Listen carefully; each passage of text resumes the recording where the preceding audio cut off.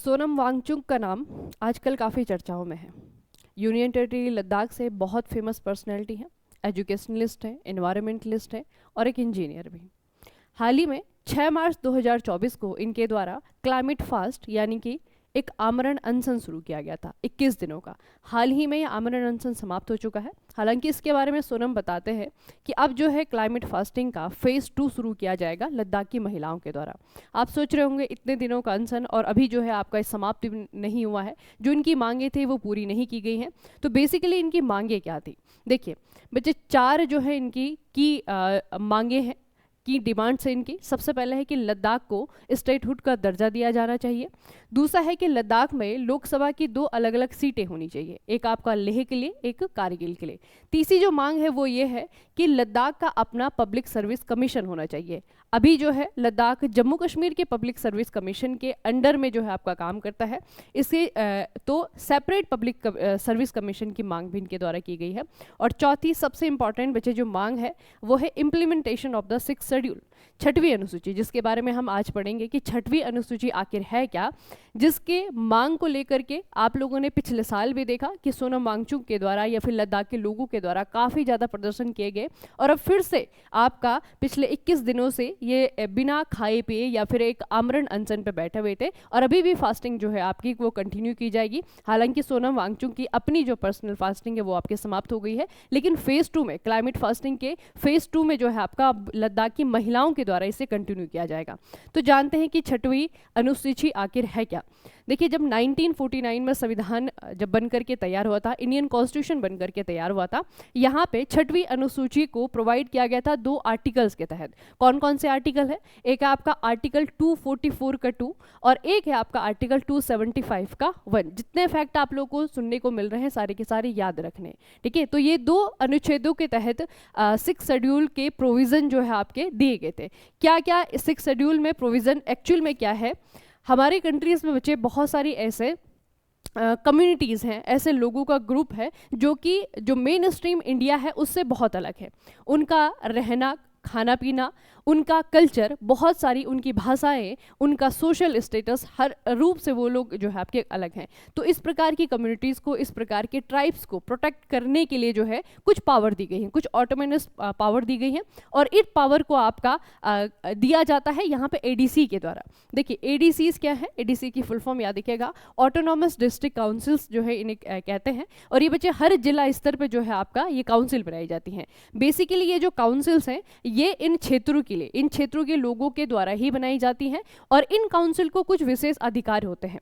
जहां पर 6 शेड्यूल नहीं होता है या फिर जो नॉर्मल स्टेट हैं या फिर जो आपके नॉन 6 शेड्यूल एरियाज हैं वहां पे एडीसी नहीं होती हैं, ठीक है। जहां पे एडीसी होती हैं वहां पे एडीसी को कुछ पावर दी जाती है। 6 शेड्यूल के अंडर जो है उन्हें कुछ आपके प्रोविजन दिए जाते हैं और वो पावर क्या क्या है, ये आपके कुछ सेक्टर हैं जहाँ पे ये एडीसी जो है खुद से नियम बना सकती हैं। बाकी सारे राज्यों में आपको ऐसा देखने को नहीं मिलेगा। बाकी सारे राज्यों में जो है इन सेक्टर में नियम बनाने का अधिकार या तो केंद्र सरकार को होता है या फिर आपका राज्य सरकार को होता है। जबकि जहाँ पे 6 शेड्यूल हो या फिर जहाँ पे एडीसीज हो वहाँ पे इन सेक्टर में, सेक्टर कौन कौन से हैं, जैसे आपका लैंड्स हो गया, मैनेजमेंट ऑफ फॉरेस्ट हो गया, इनहेरिटेंस ऑफ प्रॉपर्टी हो गया, ठीक है, मनी लैंडिंग और ट्रेडिंग से संबंधित नियम हो गए। तो इस प्रकार के नियम या इस प्रकार के कानून जो है वो बनाने का अधिकार रखती है एडीसी, ठीक है। दूसरा देखिए बच्चे, दूसरा आपका लैंड रेवेन्यू, जो भूमि कर है उसे कलेक्ट करने का भी अधिकार रखती हैं एडीसी। उसके अलावा यहाँ पे जो आपके मिनरल्स है उसे किस तरीके से एक्सट्रैक्ट करना है उसके लिए जो है आपका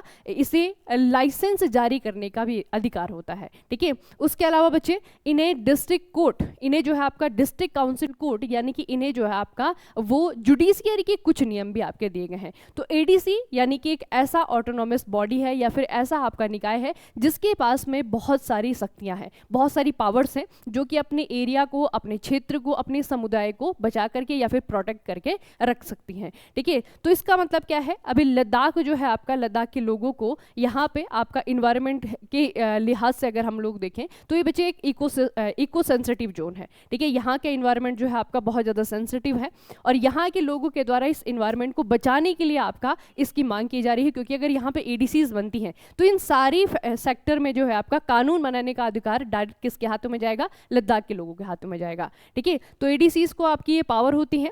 अब आपकी बात करते हैं सबसे इंपॉर्टेंट चीज़ कि एडीसी है कहाँ कहाँ पर, क्या पूरे भारत में आपके एडीसी लागू हैं? तो नहीं, आपके सिर्फ बचे ये 4 स्टेट हैं जहाँ पर कि 4 स्टेट में भी पूरी तरीके से पूरे राज्यों में नहीं, 4 स्टेट में कुछ कुछ जगह है जहाँ पर कि एडीसी आपकी बनी हुई है। तो वो 4 राज्य कौन कौन से हैं? एक आपका असम है, एक आपका मेघालय है, एक आपका मिजोरम है, एक आपका त्रिपुरा है। ठीक है, चारों को याद रखिएगा। असम में टोटल 3 क्षेत्र हैं जहाँ पे एडीसी हैं। 3 क्षेत्र आपका, एक तो आपका सचर हिल डिस्ट्रिक्ट हो गया, कार्बी आंगलोंग हो गया, आपका बोडोलैंड हो गया। ठीक है, ये 3 एडीसीज हैं। मेघालय में भी आपके 3 एडीसीज हैं, खासी हो गया, जयंतिया हो गया, गारी हो गया। उसके अलावा मिजोरम में भी आपके 3 एडीसी हैं, एक आपका चकमा हो गया, मारा हो गया, एक आपका लाई डिस्ट्रिक्ट हो गया। ठीक है, यहाँ पे 3 एडीसीज हैं। इन 3 राज्यों में 3 एडीसीज हैं और सिर्फ एक आपका राज्य है जहाँ पर एक ही एडीसी है, वो है आपका त्रिपुरा। त्रिपुरा में त्रिपुरा ट्राइबल एरियाज डिस्ट्रिक्ट के नाम से आपकी एक एडीसी काम करती है। तो अभी वर्तमान में अगर आप लोग देखें तो 3 बचे आपके ये 9 और 1 10, टोटल जो है 10 एडीसी हैं पूरी की पूरी भारत में। और टोटल स्टेट कितने हैं? 4 स्टेट। और ऐसा नहीं है कि असम में पूरे के पूरे राज्य में जो है एडीसी आपको देखने को मिलेगी, सिर्फ उन जगह देखने को मिलेगी जहां पर सेंसिटिव कम्युनिटीज हैं या फिर जो आपकी बहुत ज़्यादा बैकवर्ड या फिर कुछ आपकी ट्राइबल कम्युनिटीज़ हैं। ठीक है, तो कुछ एरियाज में ही आपको ये देखने को मिलेंगी। आपको थोड़ा सा ये जानकारी याद रखनी है कहाँ कहाँ पर आपके मिलेंगे, क्योंकि यहीं से आपका प्रश्न बनेगा। तो इस तरीके से 6 शेड्यूल आपका ये काम करता है। इस तरीके से जो एडीसीज है उन्हें फॉर्म करता है और उन्हें जो है आपका एक्स्ट्रा या फिर एडिशनल जो है पावर देता है। इसी की मांग जो है लद्दाख के लोगों के द्वारा की जा रही है। इस प्रकार के विषय बचे। करंट अफेयर्स क्या है? करंट अफेयर्स जो है आपका वो पूरे के पूरे स्टैटिक जीके को पढ़ने के लिए सबसे अच्छा तरीका है। मतलब आप स्टैटिक जीके अगर कवर करना है, आपको बहुत कम समय में अगर आपको पढ़ना है, तो करंट अफेयर्स आपको डेली बेसिस पे देखना है। पॉलिटी में क्या हो रहा है, इकोनॉमिक्स में क्या हो रहा है, ज्योग्राफी से रिलेटेड कौन सी चीज़ आपकी चर्चाओं में है, यहाँ से आपका जो स्टैटिक जीके है वो भी कवर होता जाएगा और करंट अफेयर्स भी जो आप लोग पढ़ते जाते हैं। तो इस प्रकार की न्यूज़ को जानने के लिए, इस प्रकार का आपका करंट अफेयर्स पढ़ने के लिए, जहाँ पे स्टैटिक जीके भी आपको पढ़ाया जाता है, इससे पढ़ने के लिए हमारे साथ में जुड़िए। मॉर्निंग में 7 बजे डेली करंट अफेयर्स की क्लास होती है। उसके अलावा बच्चे आरआरबी जेई के लिए ये टॉपिक्स आपके बहुत इंपॉर्टेंट है। आरआरबी के जितने एग्जाम है, चाहे जेई है, चाहे आपका एएलपी है, चाहे आपका टेक्नीशियन है, और तीनों के लिए make it easy live classes mobile application पे आप लोगों को कोर्स अवेलेबल किए गए हैं। ठीक है, वहाँ पे आपको लोगों को कोर्स मिल जाएंगे बहुत अच्छे डिस्काउंट्स के साथ में, बहुत अच्छी प्राइस के साथ में जो है आप लोगों के लिए कोर्स वहाँ पे बनाए गए हैं। और इसी तरीके से आपका जो स्टैटिक जीके है वो वहाँ पे कवर करवाया जा रहा है। आरआरबी जेई की लाइव क्लासेस बच्चे स्टार्ट हो चुकी हैं, वहाँ पे भी आप लोग जो है इनरोल कर सकते हैं। ठीक है, तो आरआरबी के लिए बहुत इंपॉर्टेंट ये आपके टॉपिक हैं। और किसी भी एग्जाम्स के लिए, कितने भी जो भी आपके टेक्निकल के एग्जाम है उनके लिए अगर आप स्टैटिक जीके पढ़ना चाहते हैं तो उसके लिए बहुत अच्छा तरीका है कि आप लोग जो है करंट अफेयर्स को डेली बेसिस पे फॉलो करें और इस तरीके से अपने स्टैटिक जीके को कंप्लीट करें। धन्यवाद।